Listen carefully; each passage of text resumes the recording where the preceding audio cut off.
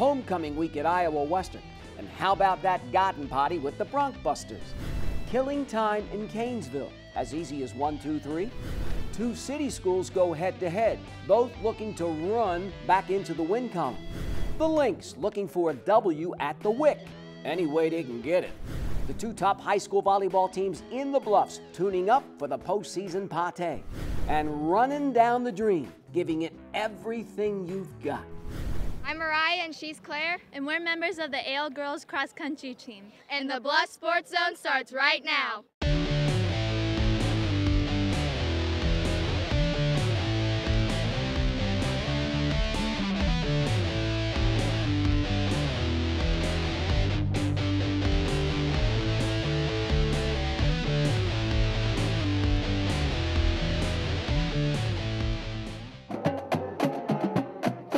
Homecoming week is always a fun time.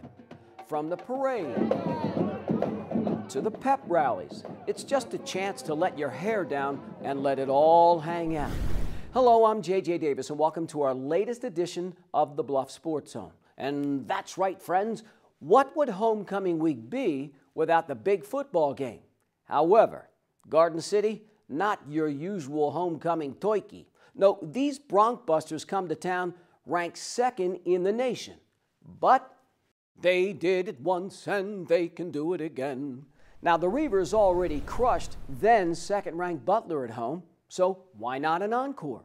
Iowa Western's coming off that roadkill at 10th-ranked Dodge City. So, time to make some more noise. Here's IWTV student Steady Ben Smith. It's homecoming in Council Bluffs. The Reavers take on second-ranked Garden City. First play of the second quarter. Bobby Patterson's 39-yard field goal is good. Iowa Western takes a 3-0 lead. 10 minutes left in the first half. Shaq Jones gets the lone turnover for the dark side. The defense allows just 247 yards of total offense. Final minute of the half. The home team tries to add a late score. Andre Nunez goes down. The Bronkbusters with 4 sacks on the day. Reavers go into halftime leading 3-0. Midway through the third, Garden quarterback Peyton Hugheslick connects with Ben Phillips for a 17-yard touchdown. The visitors take their first lead 7-3. Next Reaver drive, Nebraska transfer A.J. Bush is picked off. Gabriel Luanda takes it 17 yards to the house. 14-3 Garden City after 3 quarters. First play of the fourth. Andre Nunez scrambles and finds D'Anthony McGriff in the end zone for a 29-yard touchdown strike. Iowa Western cuts the lead to 4. The Bronkbusters counter. Peyton Hugheslick, who is 6 for 8 for 87 yards, throws it 34 yards for Harley Hazlitt. Next play, Trey Minter plows into the end zone for the score. Minter, the second best rusher in the NJCAA, just 74 yards on 31 carries in this touchdown. 11 minutes left in the game. The Bronkbusters go into the bag of tricks for a fake punt. GC keeps the ball and takes 6 minutes off the clock. Less than a minute left. A.J. Bush tries to lead a late score. A redshirt sophomore with his second pick 6 of the game. Garden City stumps the Reavers 27-17. I think the defense responded because we stopped them after that, but we need to respond to adversity better, and we need to make a play because there really wasn't that play in this game that the defense made, and we need to do that to support our team. Well, you know, the funny thing is we could be, right now, we're close to being 7-0 instead we're 3-4. Last year, we pulled off a couple of those wins, you know, otherwise we very easily could have been in it. I do like this team.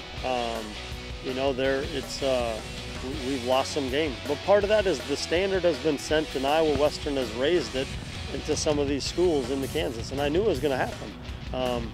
You know, I'm not claiming this is going to be a down year yet because we still got a lot of games to play and a lot to play for. After winning 34 straight games in Council Bluffs, the Reavers have now lost back-to-back home games for only the second time ever. Iowa Western now heads to Kansas to try to bounce back against Highland. For the Bluffs Sports Zone, I'm Ben Smith. Thanks, Ben. Now again, trying to figure out this year's bunch of Reavers is like trying to solve the Rubik's Cube. Never a dull moment, that's for sure. Look at that. Who would have thunk it? Nothing really spectacular but the scoreboard, and maybe the 2 pick sixes maybe.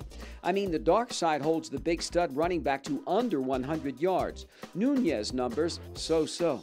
D'Anthony McGriff continues to stand out, but the bottom line, another downer. Now, all Big Blue can do, put it behind them, move on. Still a lot to play for. Regional title, bowl game, and how about pride?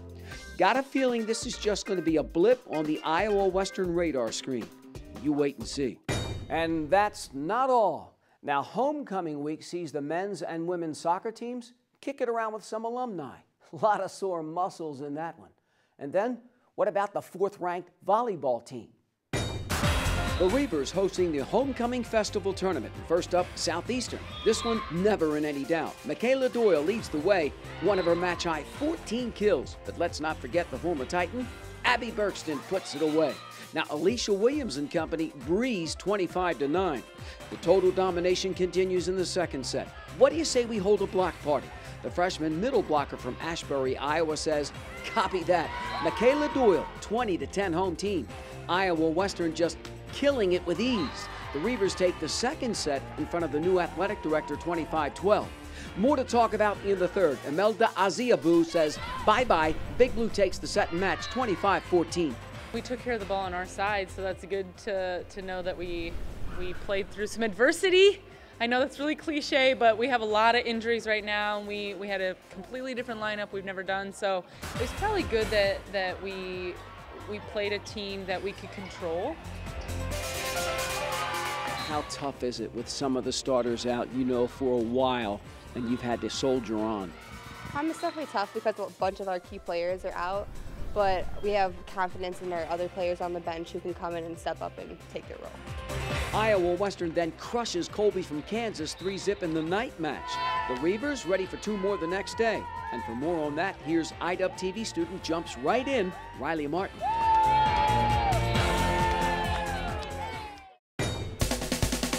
It's homecoming in Reaver Country, and the volleyball team looks to defend its home court in the Reaver Homecoming Festival Tournament, playing Pratt Community College in Game 1.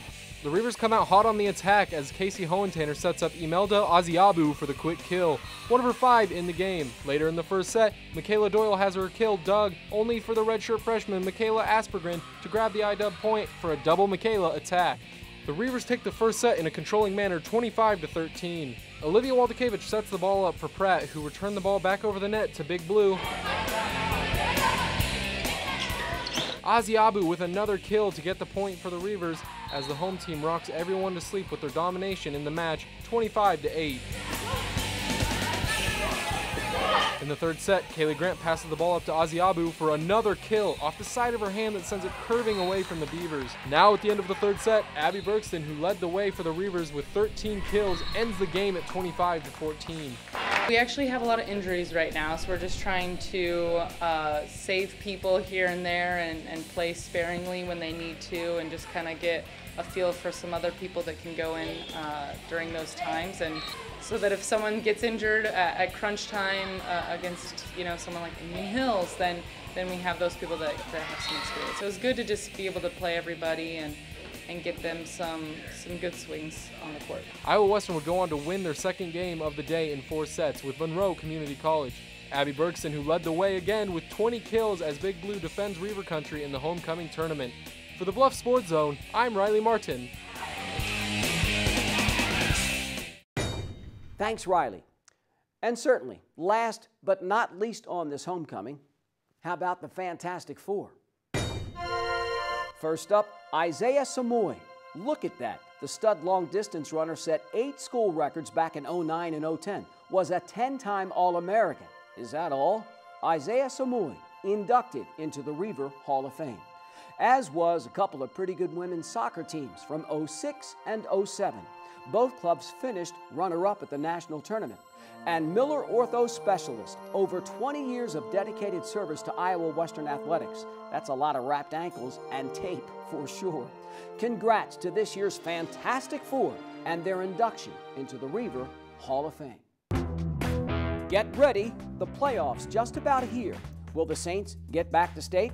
But first up, the Titans and Yellow Jackets, 2 from the neighborhood, when we come back.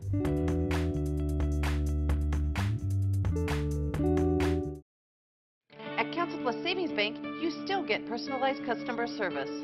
We have identity-safe checking with LifeLock, identity theft protection. You get personal mortgage lending to fit your needs now and in the future. You get business banking with the latest technology because saving you time saves you money. At Council Bluffs Savings Bank, you get people who answer when you call and local employees who are actively involved in our community. Council Bluffs Savings Bank, hometown banking the way it used to be.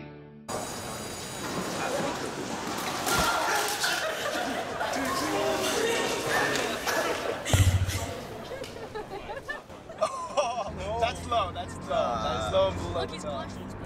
Seriously.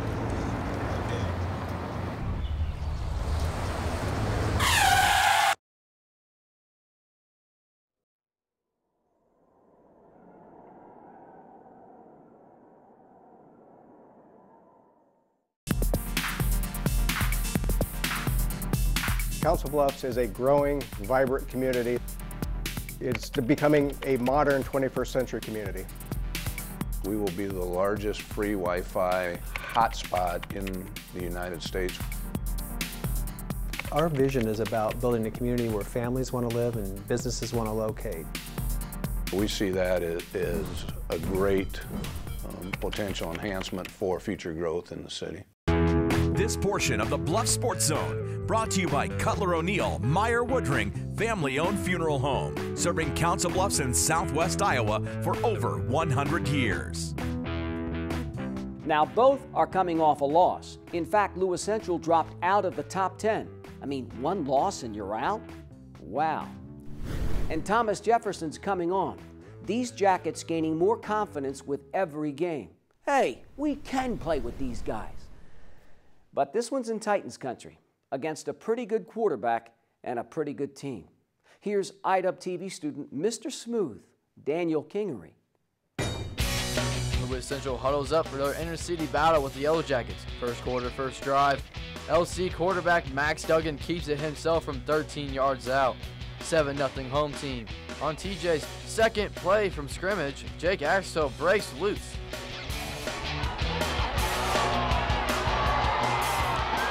76 yards to the house. Visitors go for 2 and make it 8-7 TJ. The home team trails 22-17 at the half. Midway third quarter, Duggan picked off by Alondre Starks. The senior takes distance, 37 yards for the score.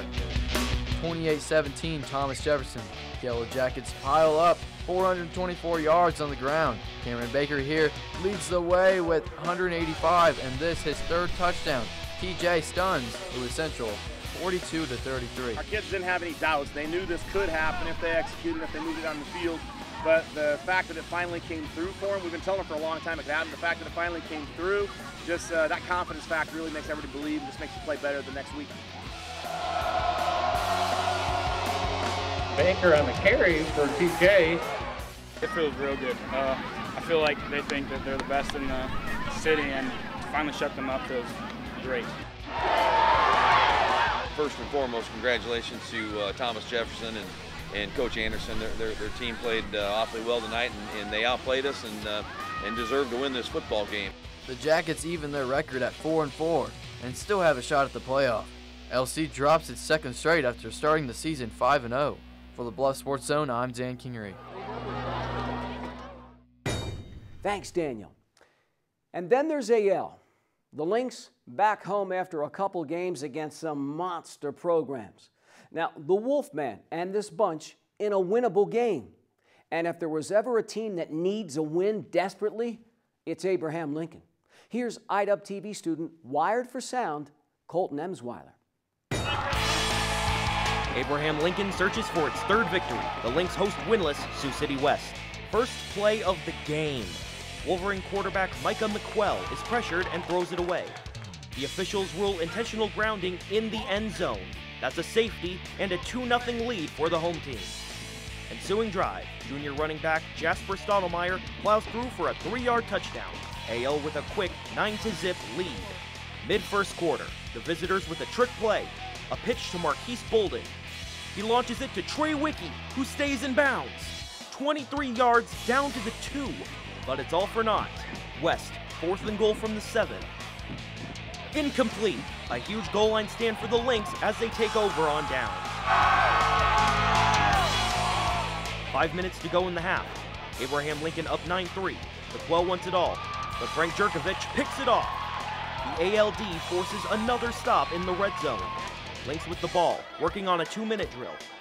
Nash Sorensen throws deep and finds Dakota Finch. A 42-yard touchdown to close the first half. Abraham Lincoln leads 16-3.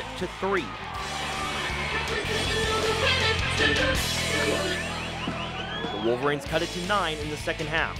Late fourth quarter, final chance for Sioux City West. And Jerkovich gets another interception. That will ice the game for the home team. AL snaps a 3-game skid, whipping the Wolverines 19-10. You know, I think the big things in that game were we started off with the safety, which is big. We got the momentum going our direction. Gave up a little bit early in the first half, and then finished the first half strong with a long touchdown drive, and that kind of set the tone for us. I'd like to see us more efficiency in the offensive game in the second half, but the defense played phenomenally all the way throughout, and I'm really proud of them, and we came out with the win. Abraham Lincoln has won 8 of its last 9 against Sioux City West. For the Bluff Sports Zone, I'm Colton Emsweiler. Thanks, Colton. And good for the Lynx. Always nice to win, isn't it? And speaking of win, St. Albert just keeps cranking them out. This time, 52-15. Now, Luke, some tidy numbers. Kyle over 25 yards a carry. Connor comes up big on the D side. Now, a lot of starters don't even play a half because the games are over. So the Falcons spread the wealth. Now an unblemished 8-0 with no end in sight. Think they were running wild on the football field? How about the cross-country course at Iowa Western? A course in winning high school volleyball from 2 of the best after the break.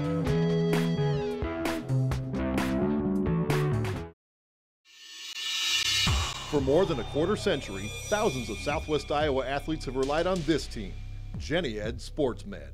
Their sole focus is to prevent, diagnose, and treat your sports injury. They even partner with the surgeons at Ortho West, ensuring you get your own exclusive roadmap back to action. Methodist GeniEd Sports Med invites all Southwest Iowa athletes to its free walk-in clinic, open every Saturday morning, August through October. GeniEd Sports Med. Looking for these? You drive buzzed. It could be one very expensive ride. First, you gotta make bail. Then pay me to get your car back. Your insurance premiums will go through the roof. And my legal fees just keep adding up. All told, it could end up costing you $10,000. Buzzed, busted, and broke. Because buzz driving is drunk driving. What do you think it would be like to teach? Chances are, you have no idea. Teachers today are breaking down obstacles, finding innovative ways to instill old lessons, proving that greatness can be found in everyday places, and that you don't need to be famous to be unforgettable. That's what it's like to teach.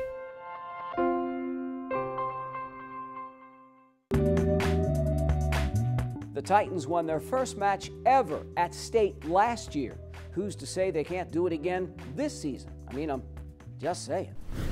Lewis Central is ready to make another run deep into the playoffs. And I feel like this team, this program, doesn't rebuild, it just reloads.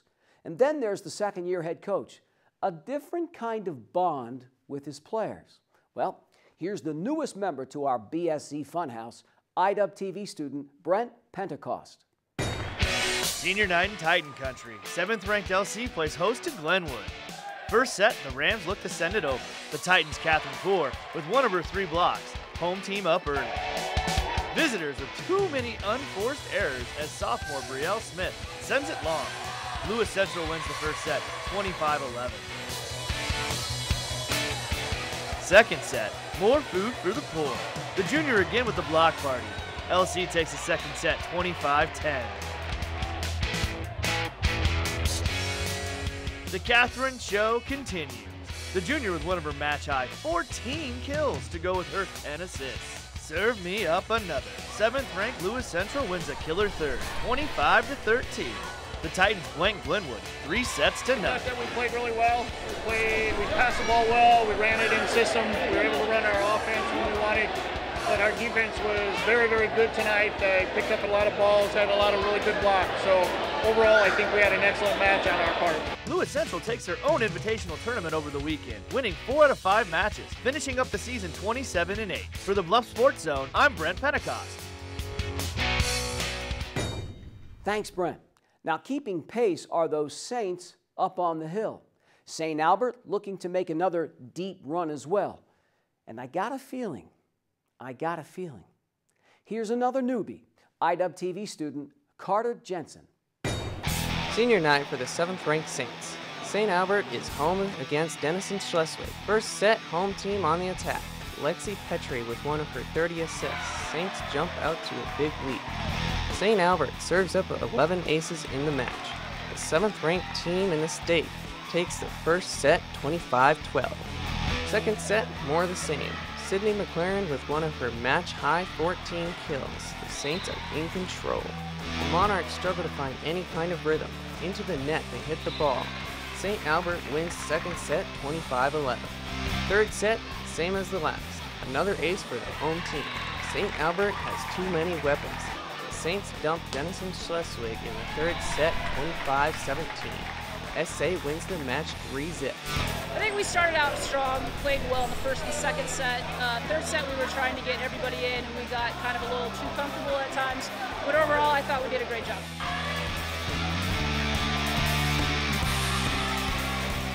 Third set we kind of got too relaxed a little bit and we could have pushed a little bit harder, but it went pretty good. I think we did really good at communicating and utilizing all of our hitters and working on new shots and just having fun.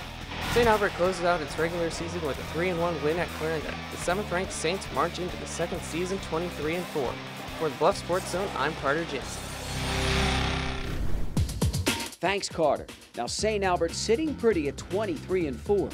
Lewis Central, a stellar 27-8.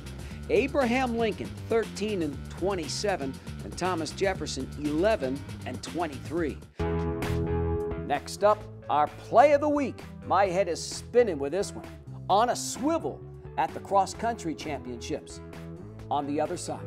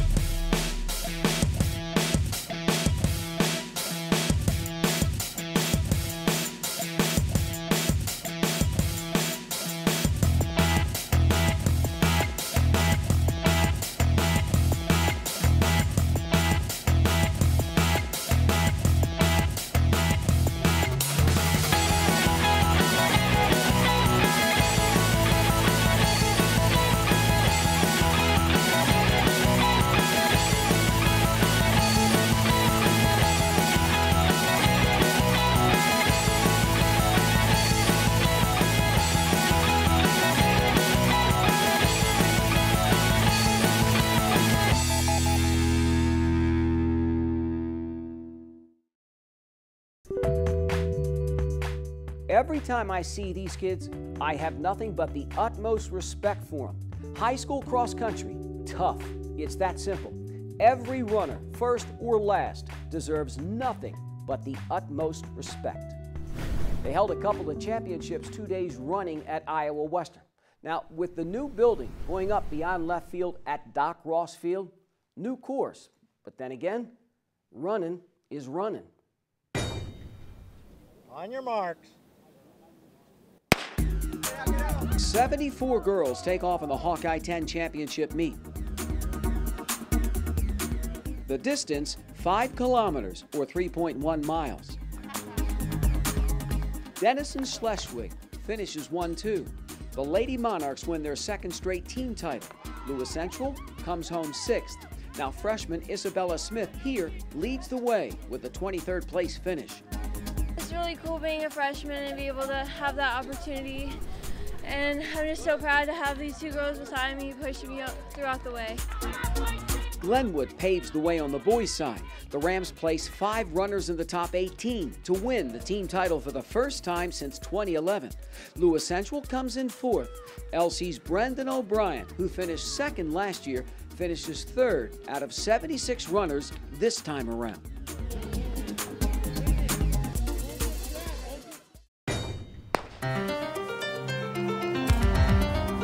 The Missouri River Conference meets run on the same course the very next day.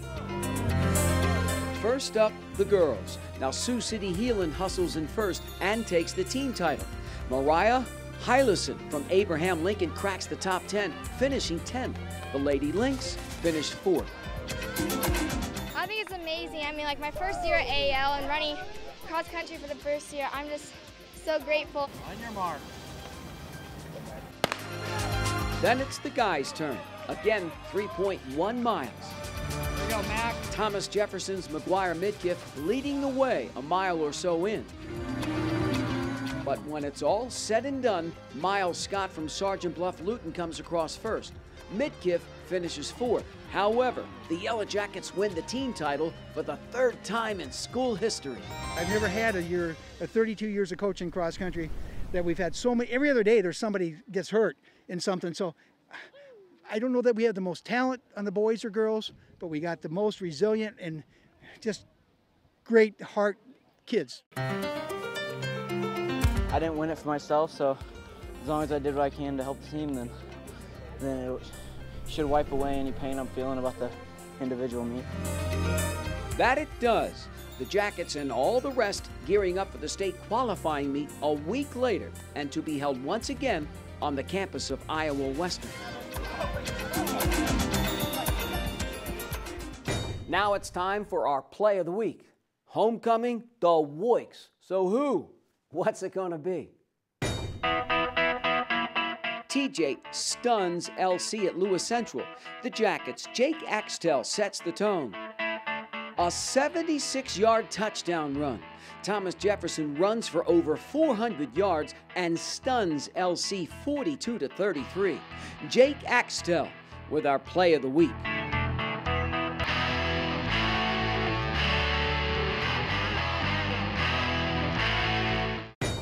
Tell me this wasn't a wild week, and it's only going to get wilder because the second season is looming. And in the end, we're just going to be booming with even more stuff. So stay tuned. Now remember, as always, to keep it here for more news and information in your community by tuning in to the Council Bluffs News with Aaron Zach. And so, for this latest edition of the Bluff Sports Zone, I'm J.J. Davis, and as always, I'll see you around.